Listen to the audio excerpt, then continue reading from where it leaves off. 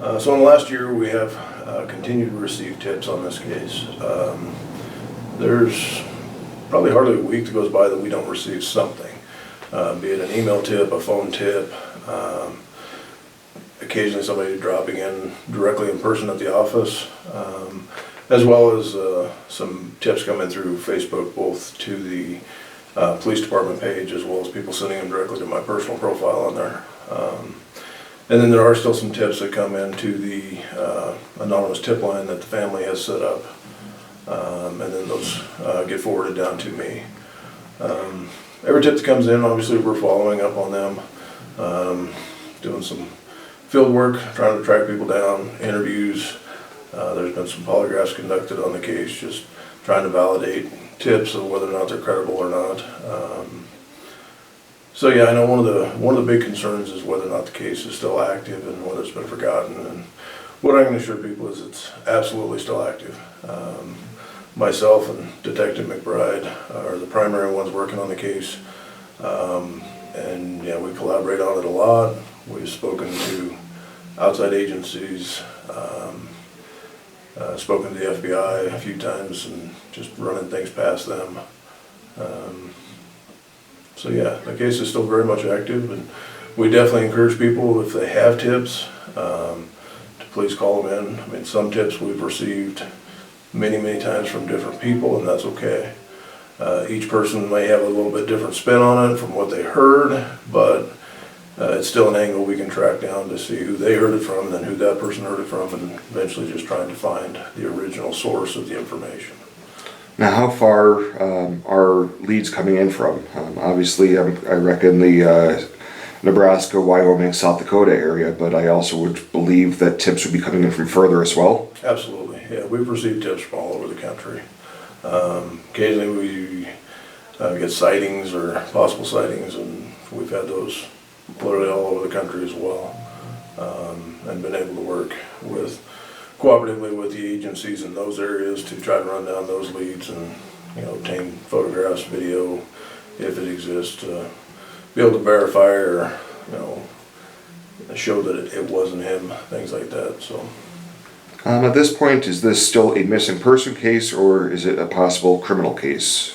So that's one thing that garners a lot of attention, is the categorization of the case. So anytime somebody is missing, it's called a missing persons case. Now that doesn't mean that it gets treated any differently. There's been some, I guess, speculation, criticism on missing persons versus missing endangered, things like that. There is only one categorization for missing person, and that's missing person, at least in our reporting system.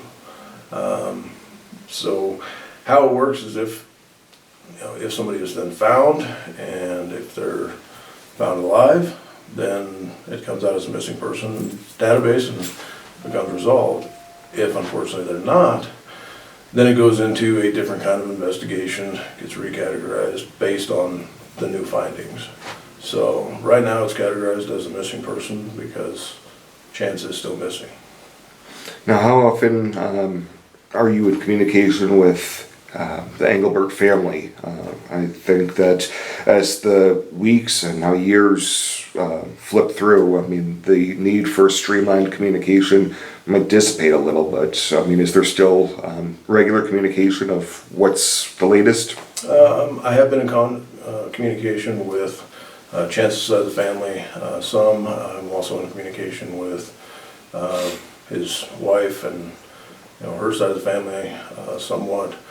All of the family definitely has our numbers, emails, things like that, and if they have questions, they will occasionally reach out about them. And then if we have questions or anything like that, then yeah, we know how to get hold of them as well.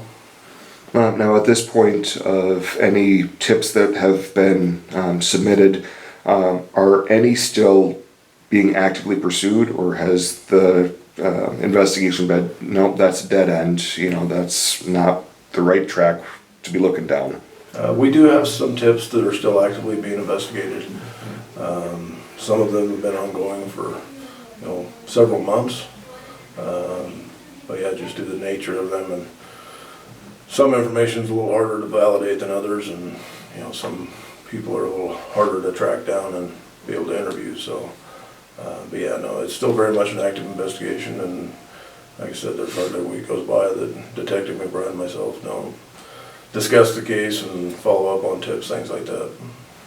And I would believe that the smallest bit of information that could hit someone's ear is still worth tracking down. So if anyone who sees this interview, you know, might have something, is it still worth to submit that to you guys and make sure that it gets followed up correctly? Absolutely. I would encourage anybody to contact us. Like I said, we've had some tips that we've received many, many times, and that's okay. We would much rather hear the same tip 50 times than not hear it at all. So absolutely, feel free to call them in, come down, stop by the office, call me, send me an email, whatever works best for you. And we'd be happy to add it to the file and take a look at it.